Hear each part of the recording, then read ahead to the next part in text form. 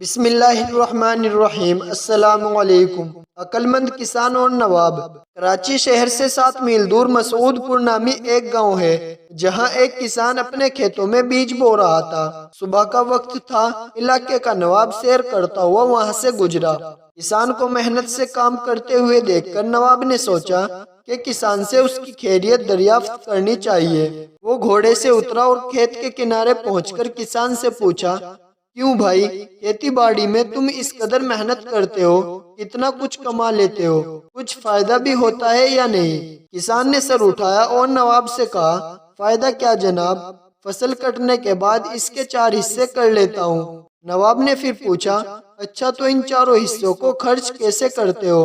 کسان نے جواب دیا، ایک حصہ تو حکومت کے ٹیکس میں چلا جاتا ہے، دوسرا حصہ قرض چکانے میں ختم ہو جاتا ہے، تیسرا حصہ ادھار دیتا ہوں اور باقی چوتھا حصہ یوں ہی لٹا دیتا ہوں۔ نواب کو کسان کی عجیب و غریب باتیں سن کر بہت تعجب ہوا۔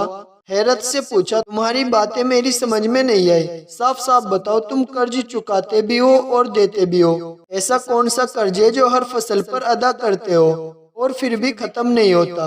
اور وہ کون ہے جسے تم ہمیشہ قرض دیتے ہو اور پھر 1/4 رقم تم یوں ہی اڑا دیتے ہو؟ کسان نے جواب دیا، جناب بات دراصل یہ ہے کہ میرے والد نے ایک ساہوکار سے رقم ادھار لی تھی۔ والد کے مرنے کے بعد اس کا سود میں ادا کرتا ہوں۔ ایک حصہ ٹیکس دینے میں، دوسرا حصہ یہ ادا ہو جاتا ہے اور تیسرا حصہ کسے ادھار دیتے ہو؟ نواب نے پوچھا۔ کسان نے کہا، یہ میں اپنے 2 لڑکوں پر خرچ کرتا ہوں تاکہ بڑھاپے میں وہ مجھ پر خرچ کرے۔